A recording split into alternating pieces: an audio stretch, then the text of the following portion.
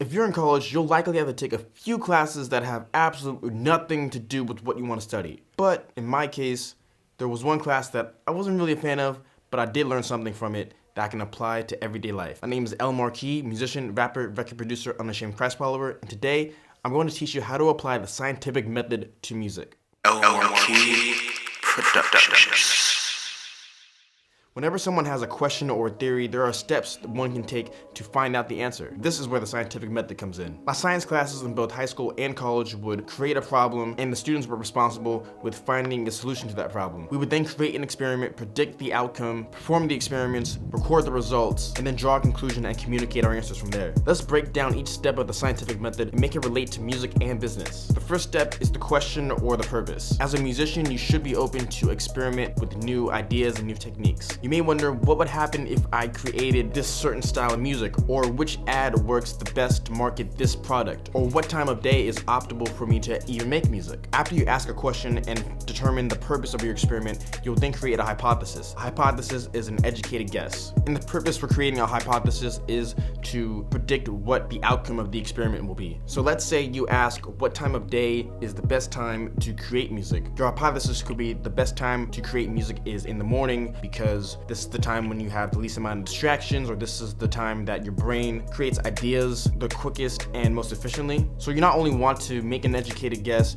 but you also want to be as detailed as possible. And from there comes the actual experiment itself. So the purpose of the experiment is to test this hypothesis. In order to test this hypothesis, you need to create different variables and test groups. And no experiment is perfect, but you want to make sure that you have the least amount of unfair advantages to each group as possible. For this experiment, you could try only making music in the morning for 3 days in a row. Then you could try only making music in the afternoon for 3 days in a row. And then you could only make music in the evening for 3 days in a row. And if you want this experiment to be about musicians in general instead of just yourself, then you'd have to reach out to other musicians and have them do the experiment the exact same way that you're doing it, and make sure that they record their own results. As you're conducting your experiment, you'll need to record your observations or your results. And you should be as detailed as possible and record every little thing that is relevant to your experiment. In this example, let's say you create music the best in the morning because that's when you find that your ideas flow naturally the best, and there are a few distractions because you're maybe creating music at a time when most people are asleep. You could say that the afternoon is a bit harder to record in because even though your ideas are still flowing in your head, you have more distractions with people hitting you up on your phone or people just begging for your attention all the time. And then you may find that in the evening it's the most difficult in comparison to the other two because you already exhausted your energy in other places throughout the day, and that may be the time of night where your brain just starts shutting down and just wants to relax and go to sleep. Maybe your results are completely different. That's why you need to conduct this experiment for yourself. And you may want to list any unfair advantages or disadvantages to these test groups. And after you've recorded all of the observations for your experiment, you will then arrive at the conclusion. So once you've gathered all of the necessary information,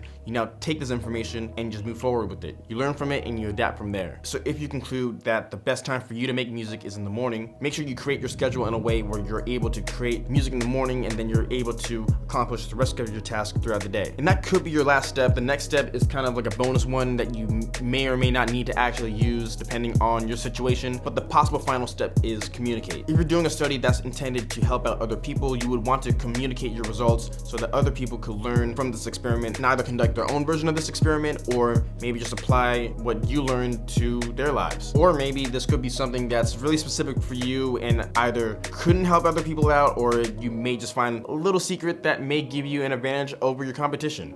Who knows? But the most important step really is the conclusion and making sure that you've learned from this experiment and then you know how to move forward. That's personally how I operate whenever I'm either making music or trying different marketing techniques or even just coasting through everyday life. This is one thing I learned from school that was in a subject that is of course important but isn't always easy for me to apply to real life situations, but this is one that I apply pretty much every single day. So to summarize this entire video, if you create music or run a business, you should be open to experimenting with different ideas and different techniques. And using the scientific method will help you create structure for your experiment and deliver the most accurate results. So even if you're similar to me and science wasn't really your favorite subject in school, this is one big takeaway from science class that you can apply to your everyday life. Thank you for watching this video. If you like what you've seen today, please give this video a thumbs up and subscribe to this channel and turn on notifications so you know whenever I upload new videos. Also, you can go to my website, lmarquisproductions.com, where you can check out my music, my beats, and my mixing and mastering services. Now go down in the comment section below and let me know, can you apply the scientific method to your everyday life? Is what I said accurate? Am I reaching? Is everything I said in this video bogus? Let me know in the comment section below. My name is El Marquis Productions.